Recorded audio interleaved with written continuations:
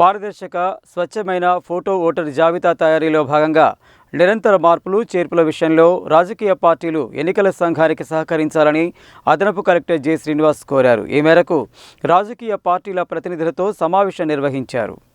కేంద్ర ఎన్నికల సంఘం ఆదేశాల మేరకు రాష్ట్ర ప్రధాన ఎన్నికల అధికారి ఓటరు జాబితా తయారీలో ఎప్పటికప్పుడు వస్తున్న మార్పులు, చేర్పులు తదితర అంశాలపై రాజకీయ పార్టీల ప్రతినిధులతో సమావేశం నిర్వహించాలన్న ఆదేశాల మేరకు జిల్లా కలెక్టర్ ఇలా త్రిపాఠి అనుమతితో శనివారం ఆయన తన ఛాంబర్లో రాజకీయ పార్టీల ప్రతినిధులతో సమావేశం నిర్వహించారు. అన్ని రాజకీయ పార్టీలు బూత్ స్థాయి ఏజెంట్లను వెంటనే నియమించాలని అదనపు కలెక్టర్ కోరారు.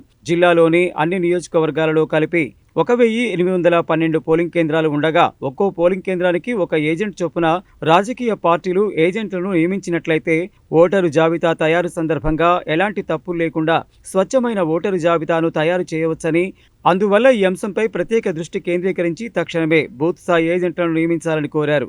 అలాగే పెండింగ్లో ఉన్న ఫారం 6, 7, 8లన్నింటినీ ఈ నెల 21 లోపు పరిష్కరించాల్సిందిగా సంబంధిత అధికారులను ఆదేశించారు. ఈ విషయంలో రాజకీయ పార్టీలు సైతం సహకరించాలని కోరగా ఓటరు జాబితా సవరణపై స్వీకరించిన వివిధ రకాల ఫారాల పరిష్కారంలో ప్రత్యేకించి చనిపోయిన ఒక ప్రాంతం నుండి మరో ప్రాంతానికి మారిన ఓటర్ల పేర్లను జాబితా నుండి పూర్తిగా తొలగించాలని రాజకీయ పార్టీల ప్రతినిధులు విజ్ఞప్తి చేశారు.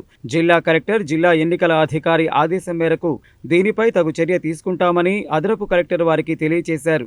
ఈ సమావేశంలో జిల్లాలోని అసెంబ్లీ నియోజకవర్గాల వారీగా పెండింగ్లో ఉన్న ఫారాలు, బూత్ స్థాయి ఏజెంట్ల నియామకం తదితర అంశాలపై సమీక్షించారు. ఈ సమావేశానికి ఇండియన్ నేషనల్ కాంగ్రెస్ పార్టీ తరఫున అశోక్, బీఆర్ఎస్ తరఫున పిచ్చయ్య, బీజేపీ నుండి లింగస్వామి, సిపిఎం నుండి నర్సిరెడ్డి, ఎంఐఎం పార్టీ నుండి రజీవుద్దీన్, ఆమ్ ఆద్మీ పార్టీ తరఫున హన్సీ, నల్గొండ ఆర్డీఓ అశోక్ రెడ్డి తదితరులు ఈ సమావేశానికి హాజరయ్యారు.